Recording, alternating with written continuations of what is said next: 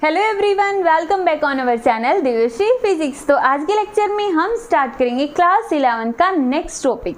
अभी तक हमने fundamental units, derived units, supplementary units के बारे में स्टडी कर लिया और अब हम देखेंगे कि ये जो यूनिट्स होती है किलोग्राम, मीटर, लीटर और जूल, एनर्जी की यूनिट जूल, पावर की यूनिट वाट, इनकी नीड क्यों पड़ी हमें और कहाँ से पता चलेगा।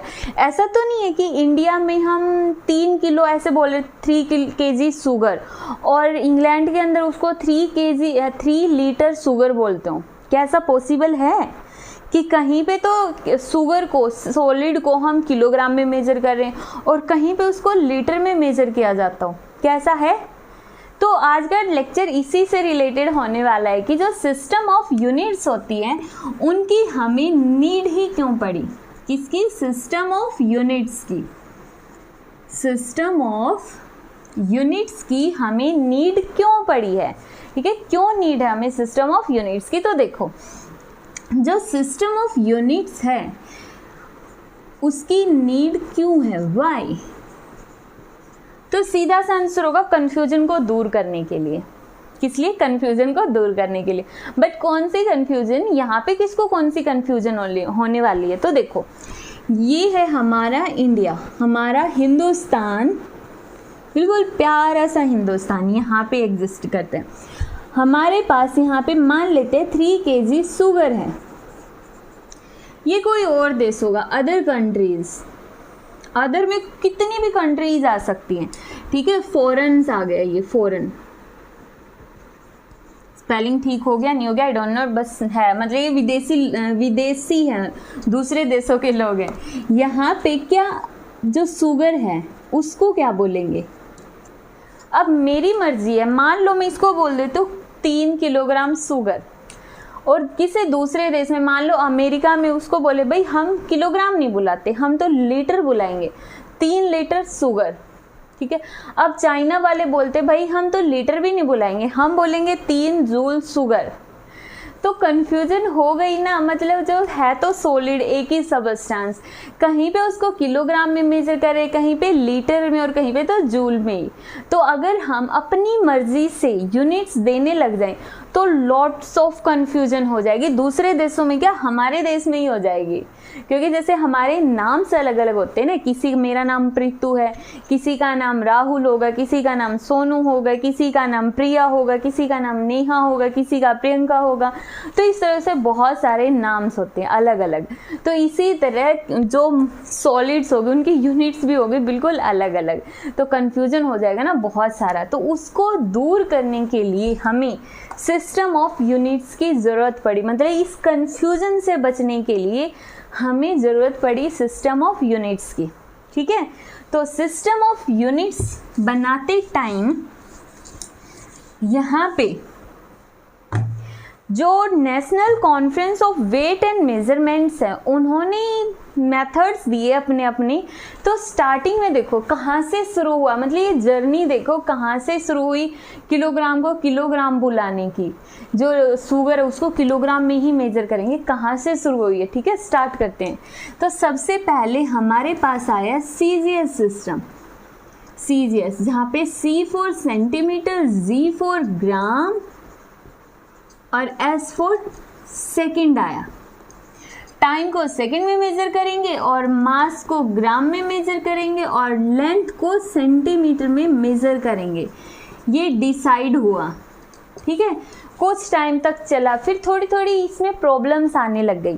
प्रॉब्लम्स क्या आने लग गई? मान लो 100 किलोग्राम गेहूं है, ठीक है? 100 किलोग्राम गेहूं, एक तो तुम बोलो 100 किलोग्राम गेहूं, वीट अंग्रेजी लोगों के लिए वीट, ठीक है?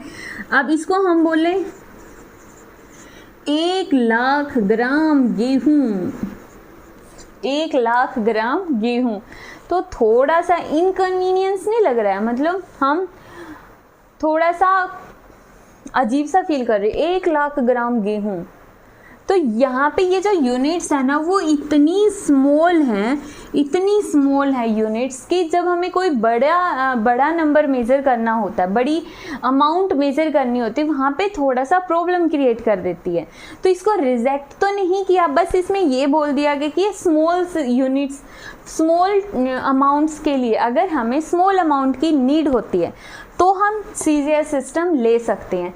तो इन्होंने कहा जहाँ पे बड़ी यूनिट्स है, जैसे 100 किलोग्राम गेहूँ है या फिर 1000 किलोग्राम शुगर है, इस तरह यहाँ पे जब इतनी बड़ी बड़ी टर्म्स आएंगी, इतनी बड़ी बड़ी अमाउंट होगी, तो उनके लिए हम सीजीएस सिस्टम यूज करेंगे तो बिल्कुल अजीब सा लगेगा, बहुत कॉम्प्लिकेटेड सा फील होगा। तो इसलिए सीजीएस सिस्टम को बड़ी अमाउंट के लिए रिजेक्ट कर दिया गया। फिर सोचे कि ये दूसरा सिस्टम लेकर आते हैं, मे भी सारी प्रॉब्लम सोल्व हो जाए। तो फिर सीजीएस को उन्होंने एक टाइम थोड़ी देर के लिए हटाया, फिर एक नया सिस्टम आया FPS। F for foot, P for pound और S for second. Foot, pound और सेकेंड।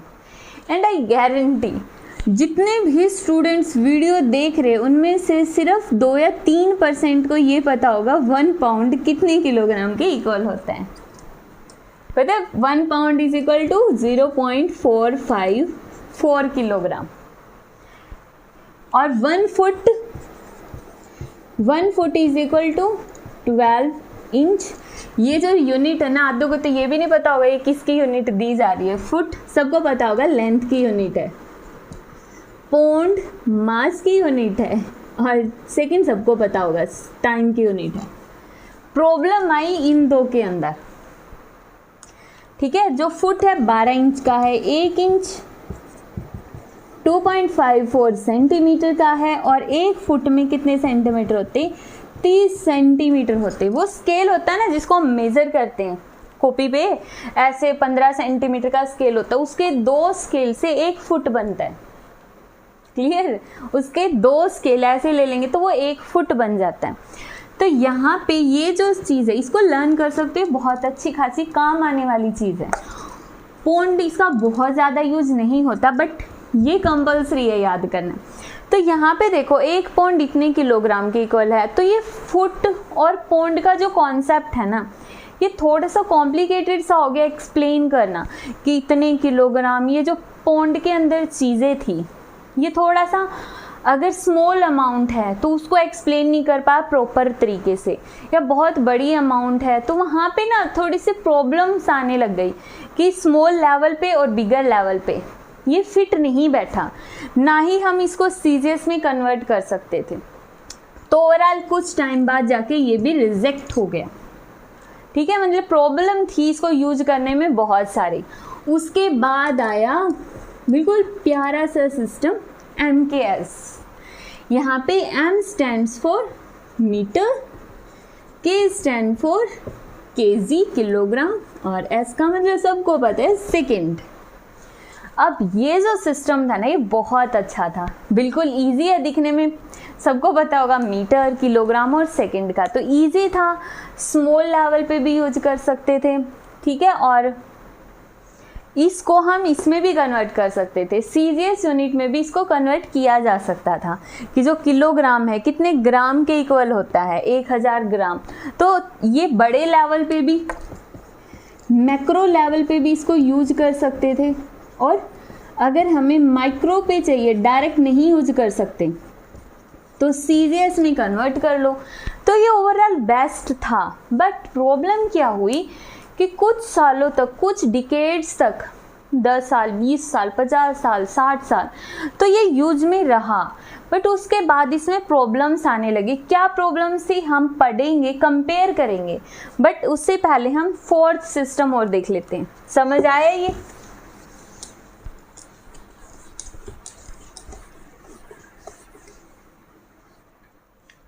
तो यहाँ पर फिर इसको मॉडिफाई कर दिया गया। मॉडिफाई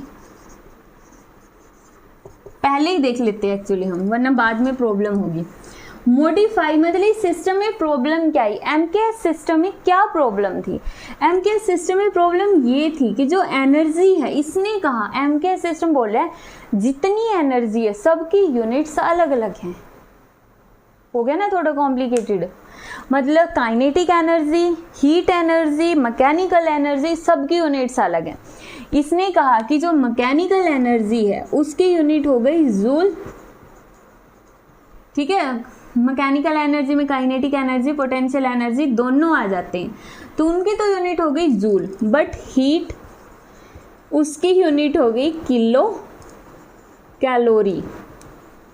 अब हमें जितना आज के टाइम पे पता है, हीट भी तो एनर्जी होती है और उसकी यूनिट भी हम जूल बोलते हैं, बट ये सिस्टम बोलता है हीट की यूनिट है किलो कैलोरी और मैकेनिकल एनर्जी, काइनेटिक और पोटेंशियल दोनों की यूनिट है जूल। एक और एग्जांपल देते हैं, उससे थोड़ा और क्लियर होगा, गारंटी के साथ बोल रही हूँ और ज़्यादा क्लियर होगा। फोर्स, एक फोर्स जो हम लगा रहे हैं और एक फोर्स जो बहुत ही वीआईपी है, उसको एक वीआईपी इंसान लगा रहा है, कौन, अर्थ। ये मारकर नीचे गिरेगा, क्यों, क्योंकि अर्थ ने इसको अपनी तरफ खींचा, अर्थ ने इस पे फोर्स लगाया, तो अर्थ का फोर्स, इसको मैंने पकड़ के खींचा, मेरा फोर्स, ठीक है। तो ये जो फोर्स हम लगा रहे हैं उसकी तो यूनिट होगी न्यूटन, और जो फोर्स अर्थ लगा रही है उसकी यूनिट होगी केजीएफ, मूवी वाला केजीएफ नहीं, किलोग्राम फोर्स। तो ये तो पार्सलिटी हो गई ना, फोर्स तो फोर्स होता है चाहे कोई भी लगाए, बट इसने तो पार्सलिटी कर दी कि हम लगाएंगे तो यूनिट न्यूटन, अर्थ लगाएगी तो किलोग्राम फोर्स।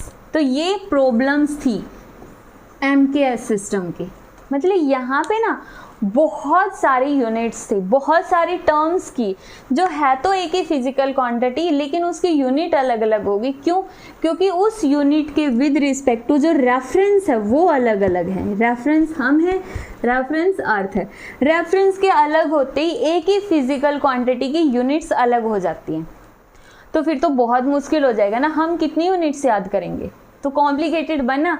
तो इसीलिए साइंटिस्टों ने इसको मॉडिफाई करके एक सिस्टम दिया, system of international units, SI system.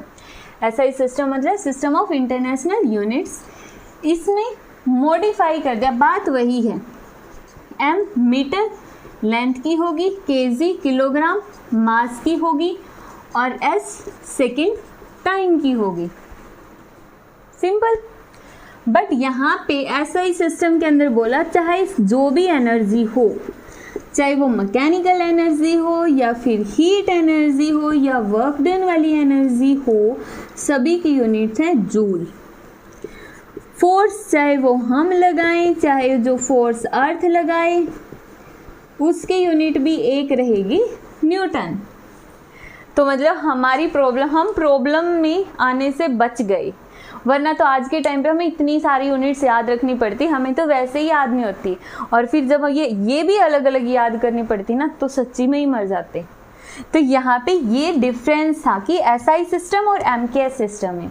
MKS सही था, बिल्कुल बहुत सालों तक यूज हुआ, बट प्रॉब्लम दी इन चीज़ों ने कि वहाँ पे एनर्जी को भी डिफ्रेंशिएट कर दिया, फोर्स को भी डिफ्रेंशिएट कर दिया, पावर को भी डिफ्रेंशिएट कर दिया। तो इसीलिए साइंटिस्टों को लगा इसको हमें मॉडिफाई करने की ज़रूरत है, ठीक है। मॉडिफाई कर दिया, यूनिट यही है, लेकिन ये कुछ टर्म्स की और यूनिट कम कर दी इन्होंने, रिड्यूस कर दी, और इसकी मॉडिफाइड फॉर्म है, इसलिए एसआई को हम बोलते हैं रेशनलाइज्ड एमकेएस सिस्टम। एसआई सिस्टम का दूसरा नाम, other name of SI system कौन सा होगा, रेशनलाइज्ड एमकेएस सिस्टम। क्लियर, समझ में आ गया इनका डिफरेंस। अब यहाँ पे हमने बोल दिया कि जो ऐसा यूनिट है ये स्टैंडर्ड यूनिट है, फिर थोड़ा सा हमने इस सिस्टम को भी यूज किया, पता चला ये तो बेस्ट है, तो इन्होंने बोला ये स्टैंडर्ड यूनिट है एसआई सिस्टम के अंदर। SI सिस्टम में जितनी भी यूनिट्स है वो स्टैंडर्ड यूनिट्स आती हैं। क्यों? स्टैंडर्ड यूनिट की क्या डेफिनेशन है? स्टैंडर्ड यूनिट मतलब जो हर जगह एप्लीकेबल होती है, हमारे इंडिया में भी, हमारे हिंदुस्तान में भी मास को हम किलोग्राम में मेज़र करते हैं, अमेरिका में भी मास को किलोग्राम में मेज़र करते हैं, इंग्लैंड में भी मास को किलोग्राम में, और चाइना को भी, चाइना के अंदर भी, ठीक है। तो मतलब जो यूनिट्स हमने इसके अंदर डिफाइन की हैं वो इंटरनेशनली एक्सेप्टेड हैं, ठीक है। उसके बाद इंटरनेशनली एक्सेप्टेड है ये, और उसके बाद ये शेप साइज पे डिपेंड नहीं करती है, शेप साइज टाइम पे डिपेंड नहीं करेगी, physical quantity like temperature pressure उन पे डिपेंड नहीं करेगी। क्यों?